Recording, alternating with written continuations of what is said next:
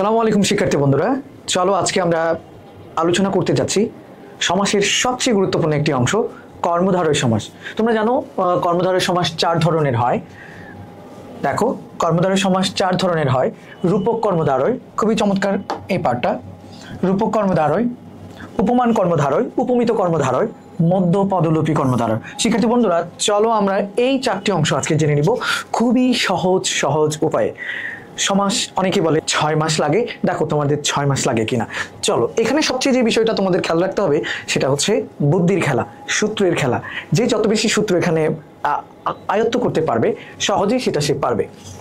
চলো শিক্ষার্থী বন্ধুরা, আমরা আলাপে ফিরে যাই। প্রথমে আমরা যে পার্টটা নিয়ে আলোচনা করব, রূপক কর্মধারয়। রূপক কর্মধারয় দেখি। প্রথম ডিএনএটা দেখো, সবাই একটু খেয়াল করো।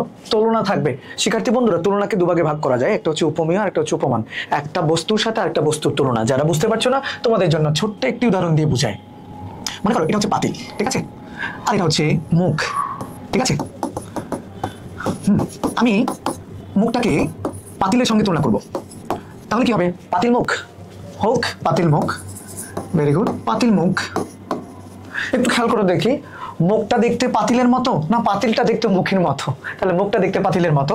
তাই যদি হয়, মুখকে তুলনা করা হচ্ছে কার সঙ্গে? পাতিলের সঙ্গে। শিক্ষার্থী বন্ধুরা, কাকে তুলনা করা হচ্ছে? মুখকে। যাকে তুলনা করা হয় সেটা হচ্ছে উপমেয়। তাহলে কম্পেয়ারকে আমরা দুভাগে ভাগ করতে পারি, একটা হচ্ছে উপমেয় আর একটা হচ্ছে উপমান। যার সঙ্গে তুলনা করা হয়, দুইটা ক্রম মনে রাখবে। যাকে তুলনা করা হয় সেটা হচ্ছে উপমেয়, যার সঙ্গে, কার সঙ্গে তুলনা করা হচ্ছে? পাতিলের সঙ্গে। যার সঙ্গে তুলনা করা হয় সেটা হচ্ছে উপমান। তাহলে কম্পেয়ার থাকবে, এই কথা যাদের মনে থাকবে না, শুধু তোমরা মনে রাখবে কম্পেয়ার বা কম্পারিজন। এবং তোমরা বরাবরই জানো যে কর্মধারের ডিএনএ হচ্ছে এটা, noun add is a plus, noun add is a relation হবে। এবং এখানে সবচেয়েতে কর্মধারের মধ্যে তোমরা জানো যে 4টা বিষয় মাথা রেখে পড়তে হবে। আমার সাথে বলো, feelings, possible, impossible without compare. মনে রাখবে কর্মধারয়ের 4 প্রকারের মধ্যে 3 প্রকারেই কম্পেয়ার বা তুলনা থাকবে। এই জন্য আমরা কম্পেয়ারের কথা বলছি।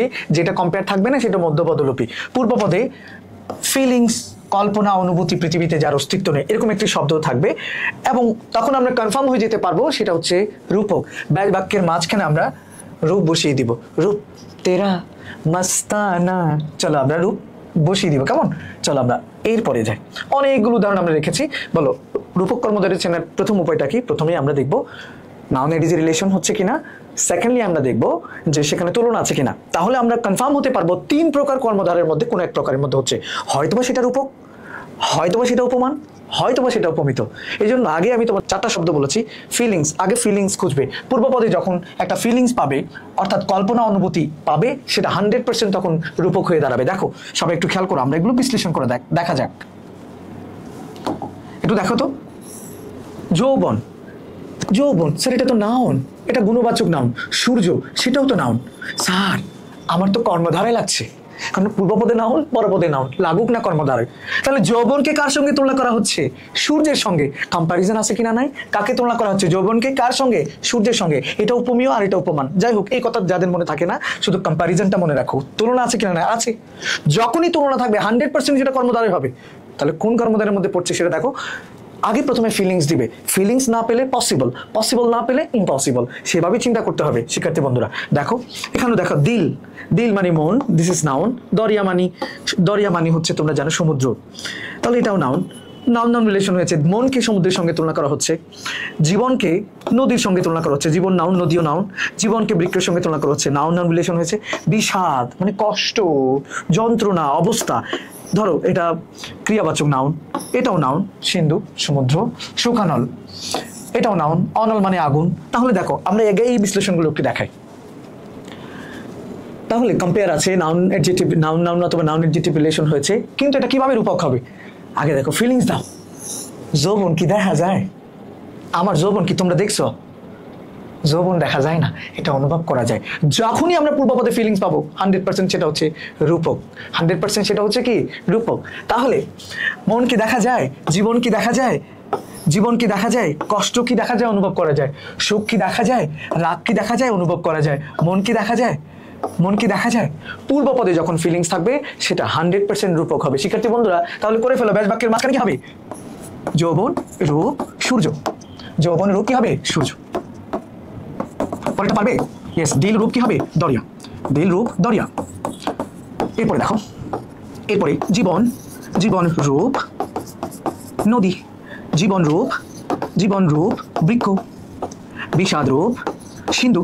একইভাবে শোক রূপ অনল, ক্রোধ রূপ অনল, মন রূপ মাঝি, মন রূপ বিহঙ্গ। আমি আরেকটা এক্সাম্পল দিই, তোমরা একটু খেয়াল করো সবাই। পারবে? এটা পারবে কিনা দেখো তো। প্রেম ধুর, বলো তো এটা কোন সমাস? সহজ কৌশলে দেখো, প্রেম ধুর। স্যার প্রেম তো আমরা জানি স্যার, একজনের হাত ধরে আরেকজনে যায় যে, এটা হচ্ছে প্রেম স্যার। না স্যার, তো দেখি প্রেম এটা নাউন, ধোর মানে হচ্ছে বাহু, এটাও নাউন, এটাও নাউন। তাহলে প্রেমকে কার সঙ্গে তুলনা করা হচ্ছে? বাহুর সঙ্গে তুলনা করা হচ্ছে। তাই যদি হয়, কম্পেয়ার আছে কিনা নাই, নাউন নাউন রিলেশন হয়েছে, তাহলে অবশ্যই অবশ্যই সেটা কর্মধারের মধ্যে 3 প্রকারের মধ্যে পড়তে হবে যদি কম্পেয়ার থাকে। হয়তোবা রূপক, হয়তোবা উপমান, হয়তোবা উপমিত। তাহলে ফিলিংস দেন।